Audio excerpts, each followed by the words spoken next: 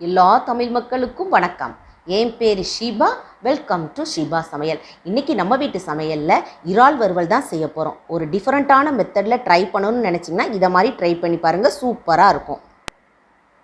First இந்த recipe பண்ணுறதுக்கு இறாலை நல்லா கழுவி சுத்தம் பண்ணி ஒரு பவுலில் எடுத்து வச்சுக்கோங்க.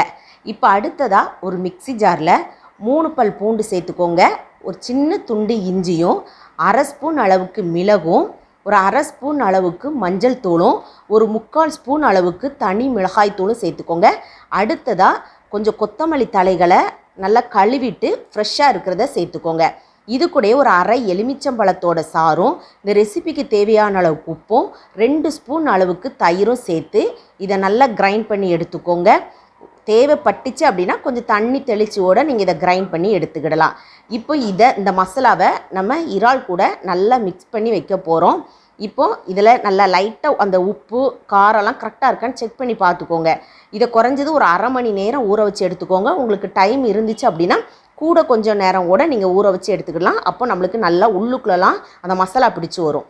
இப்போ 1/2 மணி நேரத்துக்கு அப்புறமா ஒரு பவுலில் 2 ஸ்பூன் அளவுக்கு தனியாத்தூள், ஒரு 1/2 ஸ்பூன் அளவுக்கு தனி மிளகாய்த்தூள், 1 ஸ்பூன் அளவுக்கு அரிசி மாவு, அப்படி இல்லைனா கார்ன்ஃப்ளவர் மாவு, ஒரு 4 ஸ்பூன் அளவுக்கு ரவை, இப்போ இதுக்கு தேவையான அளவுக்கு உப்பெல்லாம் சேர்த்து நல்லா மிக்ஸ் பண்ணி எடுத்துக்கோங்க.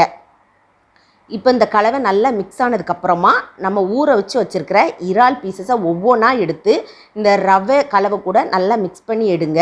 அதில் இறாலில் எல்லா இடத்துலையும் படுறது மாதிரி நல்லா டிப் பண்ணி வச்சுக்கோங்க.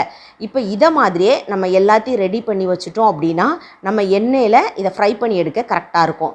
இப்போ அடுத்ததாக ஒரு பேனை ஹீட் பண்ணிக்கோங்க. தேவையான அளவுக்கு எண்ணெய் சேர்த்துக்கோங்க. முதல்ல ஹை ஃப்ளேம்லேயே இருக்கட்டும் நீங்கள் இறாலெல்லாம் சேர்க்கும் போச்சில். இப்போ எல்லாத்தையும் போட்டதுக்கப்புறமா தீயை கொஞ்சம் கம்மி பண்ணி வச்சுங்க. அதுக்காக ரொம்ப கம்மி பண்ணிடாதீங்க.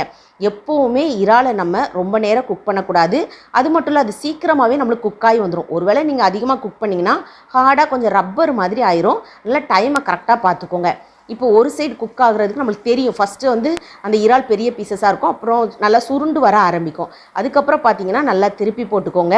இப்போ இதை மாதிரியே எல்லா பீசஸையும் போட்டு நல்லா 2 பக்கமும் நல்லா ஃப்ரை பண்ணி எடுத்துக்கோங்க.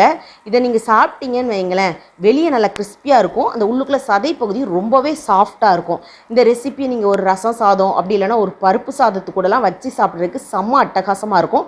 டிஃப்ரெண்ட்டான ஸ்டைலில் ட்ரை பண்ணணும்னு நினச்சிங்கன்னா இந்த மெத்தடில் செஞ்சு பாருங்கள். செஞ்சு பார்த்து உங்கள் ஃபீட்பேக்கை கமெண்ட் பாக்ஸில் சொல்லுங்கள். வீடியோ பிடிச்சிருந்தா லைக் பட்டனில் தம்ஸ் அப் கொடுத்துருங்க. தம்ஸ் அப் கொடுத்த கையோடு உங்கள் ஃப்ரெண்ட்ஸ் ஃபேமிலியோடு ஷேர் பண்ணிடுங்க. ஃபர்ஸ்ட் டைம் வியூவராக இருந்தால் சப்ஸ்கிரைப் பண்ணி சப்போர்ட் பண்ணுங்கள். நான் இன்னொரு வீடியோவில் இன்னொரு வித்தியாசமான சுவையான மனமான ரெசிபியோடு நான் உங்களை சந்திக்கிறேன். அது வரைக்கும் டாடா பபாய்.